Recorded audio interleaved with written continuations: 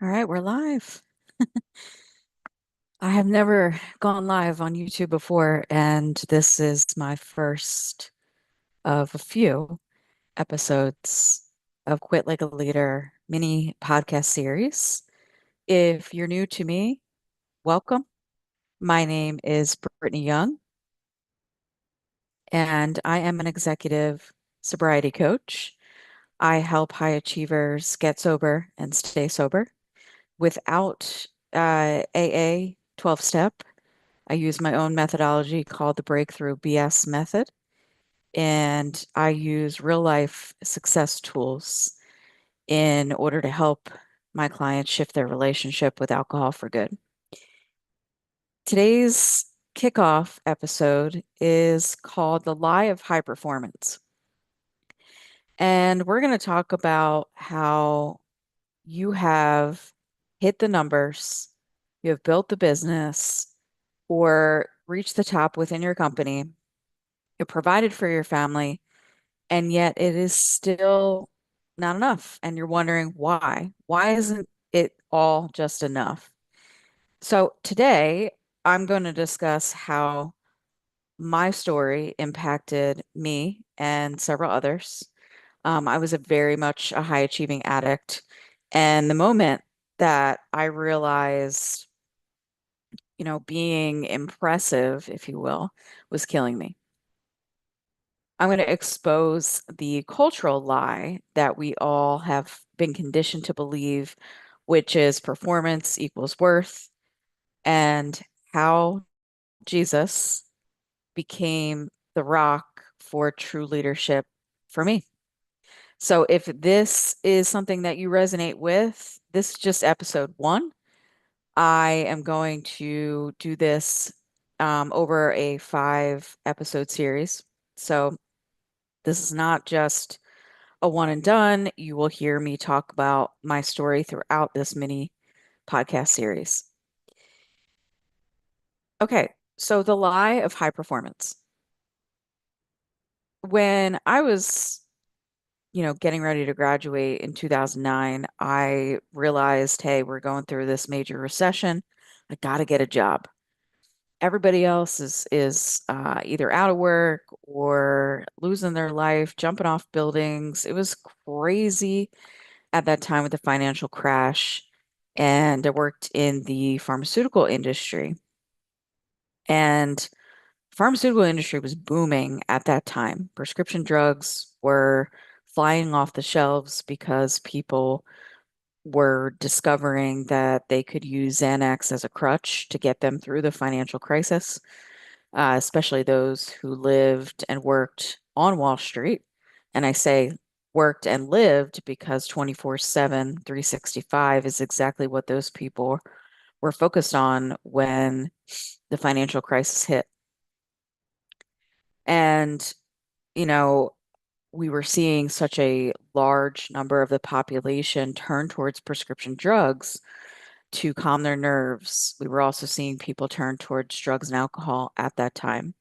So if you look at the economy in that uh, era, which it's crazy to believe it was almost 20 years ago, we see an uptick in addiction during that time.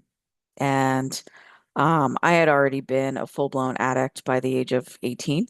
And so I fit right into that description, got a job in 2009, went to work for a top pharmaceutical company, the number one in the world at that time. You can Google it. I'm not going to disclose who it was. And went and worked full time at this company, had a great job, wonderful benefits, and started seeing, our company soar in profitability as well as hiring, because people were left and right losing their jobs in other sectors. And so we picked up the pieces, gave them work, etc. And it was quite the fiasco at that time because I was in my full-blown addiction and I was 23, received this full-time job. Now I had an income. Now I had to perform in such a large capacity, especially at this company. And I was drinking every weekend, blacking out. I was, waking up with the shakes, sometimes, having to sit by the toilet because the vomiting was so bad, um, during a Friday or Saturday night binge. And so Sunday would roll around and I wouldn't get out of bed unless I had to go to the bathroom. And I own my own house. I was, quote unquote, to society standard, very successful in the fact that I'm this 23-year-old girl. And I say girl, with a lot of backing behind that, wasn't mature at all, with this salary and kicking butt from a societal perspective, hitting my numbers, providing for myself, paying a mortgage, doing all the right things, checking all the boxes. And I just felt empty. And I know you're listening to this and you can relate. You are one of those people who is out there either in the corporate world or you're running a business and you have done the things, you have checked the boxes, you've made the 6, 7, 8 figure salary. Everyone looks to you for financial advice, for business advice. Your family's got nice food on the table, beautiful home, wonderful cars. Doesn't matter if you drive a nice car or not, who cares? And by cultural society, things look successful and you are happy. And yet, deep down inside, you feel like a piece of crap because all that stuff is empty promises that you have made for yourself and for others. And you are not satisfied because all you're doing right now is just striving to keep up with the norm, to keep up with societal expectation. And I was one of those people. And I thought, wow, I have to have the things. I have to be this certain model, the oldest of four. I have to be the one that shows everybody, proves to everybody I can do it. And I was the first in the family to get my MBA, which was such a big deal. And I, you know, had the company pay for it. So I was huge in and of itself. And I was doing sales, I was doing research. I was looked as if I had it all together. And yet a weekend would roll around and I'd be blacked out drunk. And so life on the surface appeared to be beautiful and, you know, had the lawyer boyfriend, had all these things going for me, and yet I was completely fixated on ending my life with a bottle because I did not want to be here anymore. I wanted to go to a place that I know doesn't exist, um, and find myself at the bottom of a pit. And I'm going to get into a little bit of that exact moment here in a second. When you find yourself, though, at that pit moment, uh, two things happen. One, and this is my personal story, and this is my personal opinion that this happens for people. One, you fully surrender and you choose to lay down your life and give everything over to God. Or two, you choose the other side, which is hell. And hell has a very special place for people like myself who was addicted. Um, because we, right now on earth, in again, my humble opinion, we are living hell on earth. Whereas we can have everything that we want and still feel empty. So I decided to choose full surrender. And in that moment, what happened for me was I started to see everybody around me get more of a leg up. Between 23 and 26 was when my addiction was really at its core the worst. And I cannot tell you most of what occurred. All I know is I lost core friendships, family members.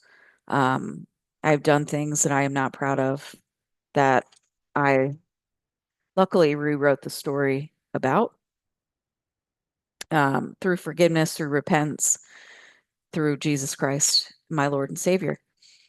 And I call myself a former alcoholic because I am no longer addicted, nor am I suffering from that addiction. I have been delivered from that, which is a different episode. We don't have time to get into that today. But I realize everybody else around me is getting what they want, and I'm not getting what I want. I'm getting worse. And so unless I quit this stuff, it's either death or new life, and I have a choice to make. And I cannot continue trying to check off these boxes and have all these other people around me expecting the best version of me to show up when I was dying inside. And so I made a very bold decision to give up alcohol and give up everything that associated with it, including the money, including the friends, including the lifestyle that I was living, to find happiness, or so I thought, and find uh, a life of surrender, or so I thought. And this was on September 18th of 2013 when I got down on my knees and I said, Lord, if you're real, I want to give my life over to you because I can't do this. I am dying. A doctor told me I was dying, and the doctor said, "Hey, if you don't quit, you ain't going to make it to 30. So have at it, right?" Um, and right shortly thereafter, I called my dad, and I was at a bar. And from what I remember, I called him and I said, "Hey, I want to quit. I don't know how to stop. Help me." And he goes, "No, I'm not helping you. I've tried to help you, tried to talk to you. You don't want to listen. Just stop, just quit." And he hung up the phone on me and went home. I cried my eyes out, I got on my knees, and I asked God for help. And I used anger as fuel to keep me sober. And that was the moment that I realized I'm out here trying to impress all these people for what? So I could die? And on my tombstone, it says, angry drunk? I don't think so. I needed to redeem myself in such a way that, nothing was going to stand in my path between me and sobriety. We get so caught up in our personal performance that it needs to be our worth, our identity. And yet in 2013, somehow I made the distinction that I am no longer performing for the man, but I'm performing for the man upstairs. And I wanted to give my life over. Now, I did not give myself fully. I'm still living a life of sin, and I'm going to get into that in other episodes until 2022 when I fully surrendered and decided to be on a different journey and different path. But this lie that we tell ourselves that our performance equals our worth, and we need to make sure whatever we do, we have purpose. We have everything that we need, and we have no idea until we make a full decision to surrender ourselves to Jesus. We have no idea what our purpose even is or even means. We think our purpose is our work. We think our purpose is our cars and the lifestyle that we lead and the check boxes and the marriage and the kids. And that's all well and good. You know, I listened to my pastor over the weekend and he was like, "You're not just a mom. No, I'm not. And you're not just blank.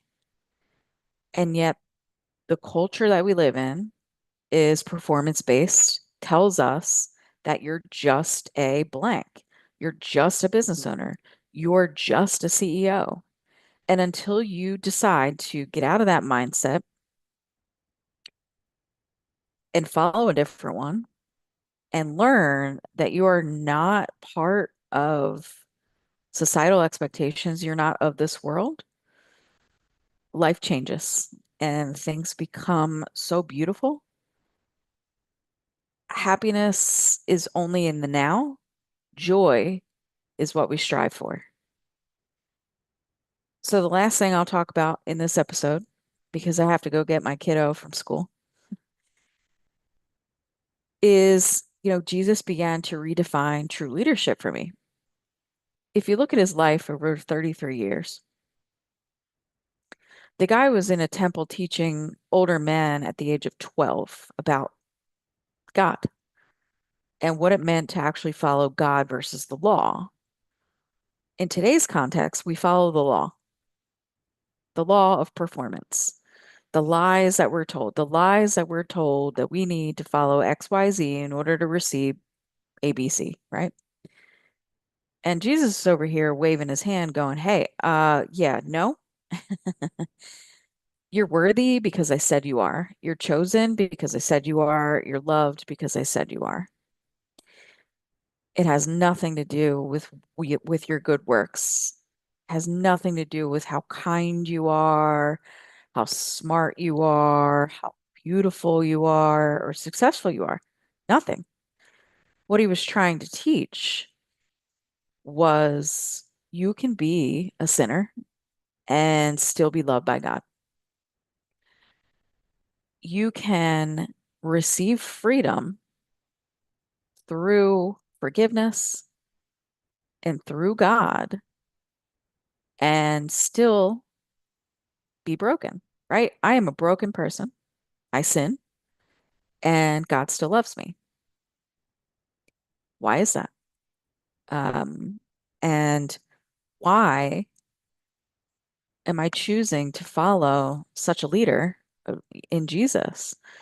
And I'll tell you, it's because I know what he has done for me and for others to save us from a sinful life, from a life of pure destruction, of evil, of things like New Ageism.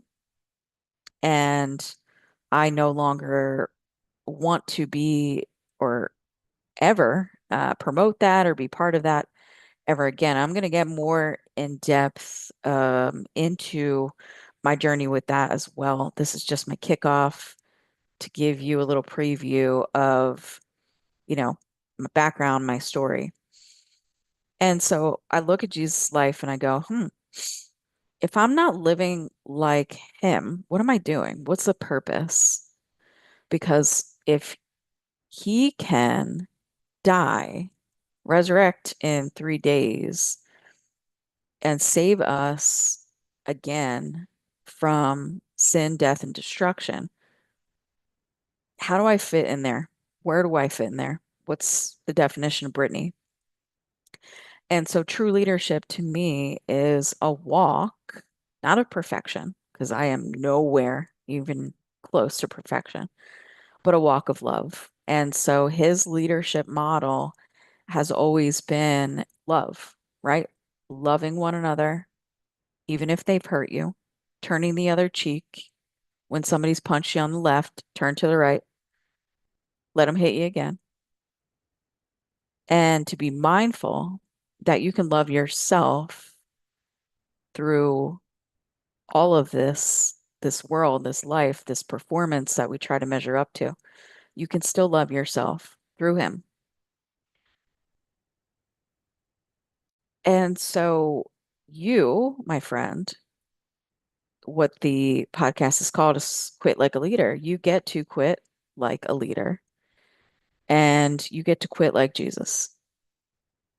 Now, Jesus didn't quit. He gave his life up for you and me, but he quit giving in to people's expectations in this world and chose a completely different path. And I don't know about you, but if somebody came to me and said, "Hey, I'm going to crucify you, and in 3 days, I'm going to raise you back up," I'd be like, "Yeah, no, I'm good. I'm all right." None of us would sacrifice our life in that way. And I could go on and on about his leadership model, but just know that it is full of love. And love is the only reason I am sitting between you and this camera today. No longer striving for that performance, no longer thinking that money equals success. I am here because I am free. And that is exactly what I'm going to offer you. So, if this resonates, if you find this helpful, I hope you tune in to episode 2 tomorrow. And we will see you then.